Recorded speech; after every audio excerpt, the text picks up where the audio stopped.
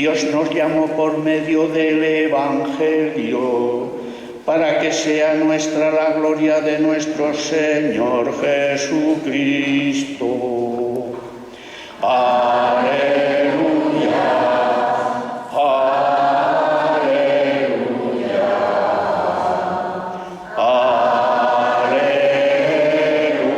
aleluya.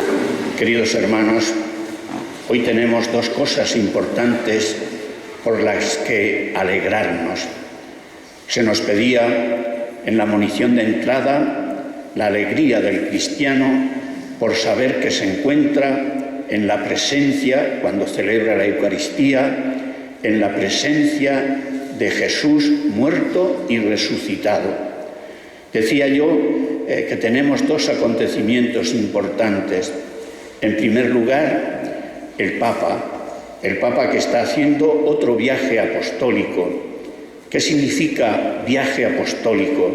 Pues un viaje parecido a los que hicieron los apóstoles para extender el Evangelio, para extender la buena noticia de Jesús. Hemos de rezar por este viaje del Papa para que dé frutos, no frutos políticos solamente, sino sobre todo frutos espirituales. Tengamos en cuenta que en Cuba ha habido muchos años que no se ha predicado el Evangelio, y no solamente eso, sino que ha sido perseguido. Y gracias a los viajes de los papas a esta isla, San Juan Pablo II, Benedicto XVI y ahora el Papa Francisco, ha sido posible la apertura de la Iglesia para que pudiera predicar la buena noticia y el Evangelio, para que pudiera predicar a Jesús.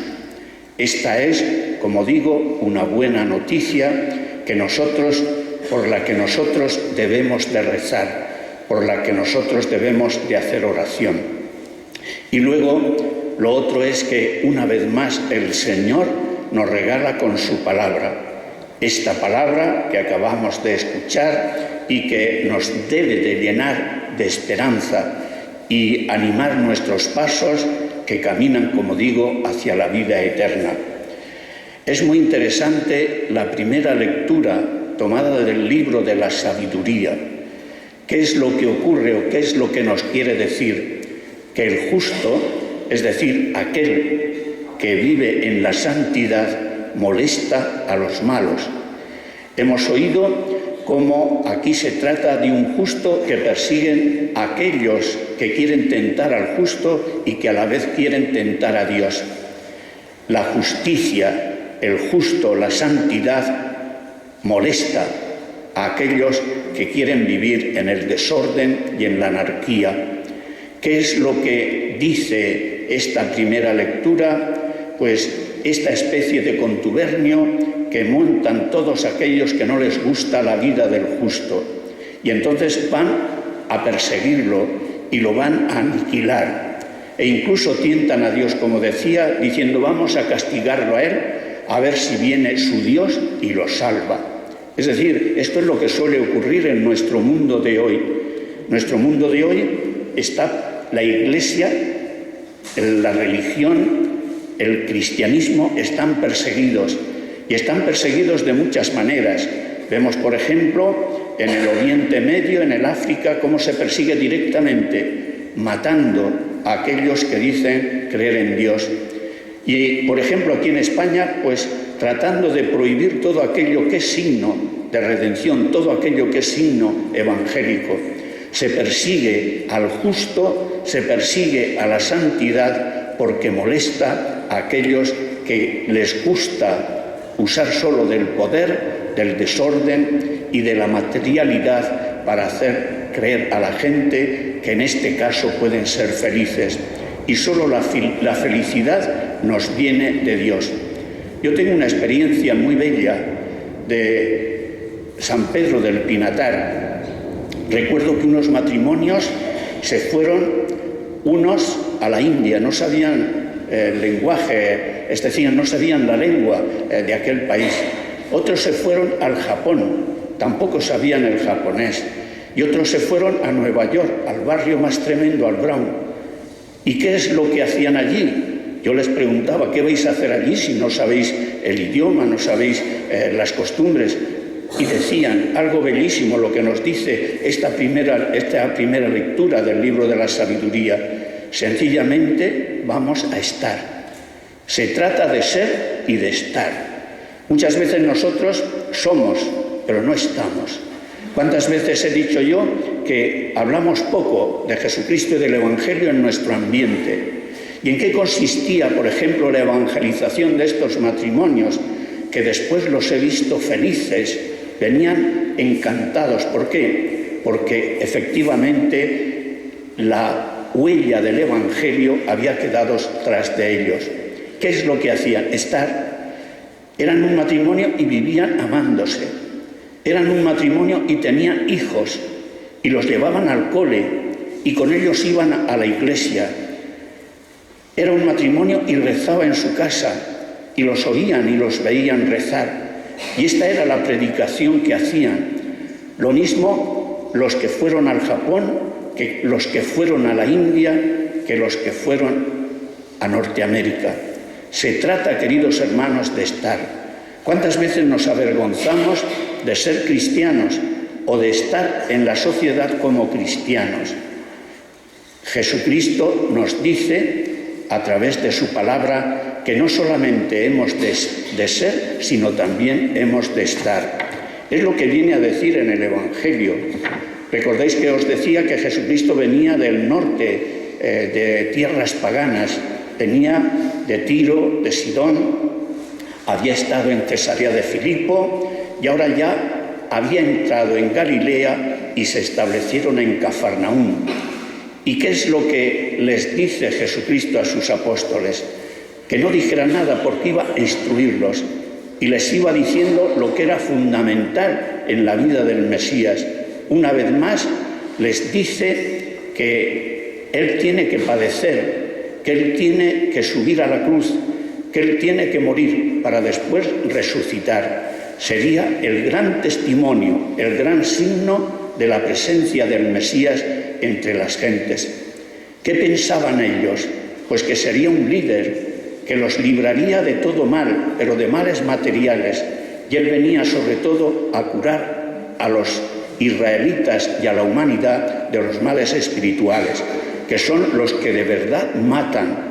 Nosotros hemos visto estos días a todos esos desplazados, emigrantes. Unos mueren en el mar, otros mueren en tierra, no los dejan pasar. Es algo tremendo. Pues bien, esto, con ser trágico, todavía es más trágico cuando el hombre se pierde en el espíritu, cuando el hombre deja de tener temor de Dios que es amor a Dios. El temor no es la oscuridad, sino que es el amor, que es claridad. Por eso, queridos hermanos, Jesucristo los instruía y entonces les pregunta, cuando ya estaban en Cafarnaúm, les pregunta: ¿qué hablabais entre vosotros? Y daos cuenta, después de esta catequesis de Jesús, lo que ellos responden. Dice que no quisieron decirle nada porque iban discutiendo entre ellos quién sería el más importante. Es decir, no habían entendido nada de lo que Jesús les decía. Hay que morir para obtener resurrección. Hay que incorporarse al sufrimiento para estar en el sufrimiento de toda la humanidad. A mí me conmueve cuando hay ONGs que van detrás del sufrimiento, pero luego salen en la televisión, se exhiben como salvadores de la humanidad.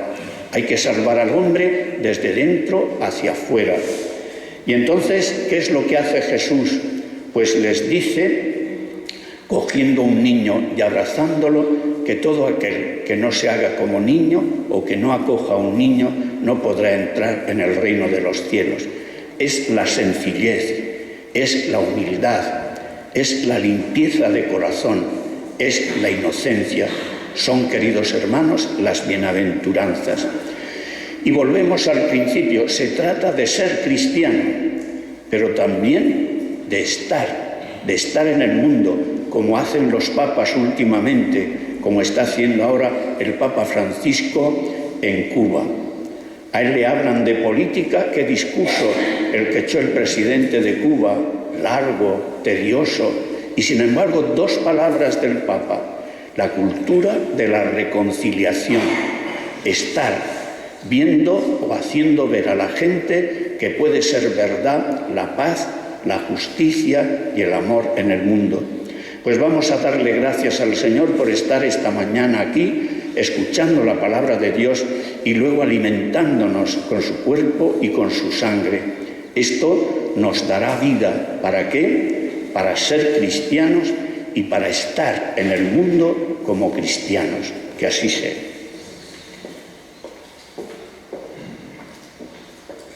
Unidos a Jesús, muerto y resucitado por nosotros, presentemos al Padre nuestras plegarias, por nosotros mismos, por la Iglesia y por los hombres y mujeres del mundo entero.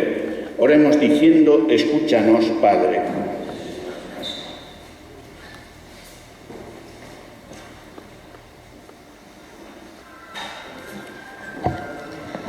Por todos los cristianos y cristianas, que sepamos acoger y servir a los demás, como Jesús nos ha enseñado.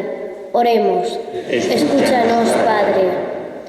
Por nuestra parroquia, que Dios bendiga todas las actividades que llevaremos a cabo en este curso. Oremos. Escúchanos, Padre. Por los niños y jóvenes en este comienzo del curso escolar, que sepan aprovechar las enseñanzas que recibirán y crezcan sanos en el cuerpo y en el espíritu. Oremos. Escúchanos, Padre. Por los maestros y profesores, que lleven a cabo su labor con cariño, con dedicación y con acierto. Oremos. Escúchanos, Padre.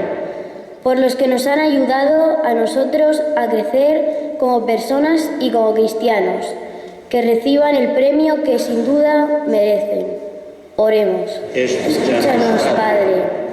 Por los que están en la cárcel, sea cual sea la causa, que puedan llegar a rehacer sus vidas y su dignidad como personas. Oremos. Escúchanos, Padre.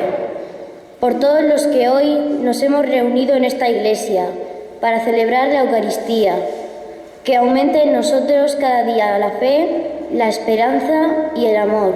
Oremos. Escúchanos, Padre. Escucha nuestra oración, Padre nuestro, y danos tu Espíritu Santo. Por Jesucristo nuestro Señor.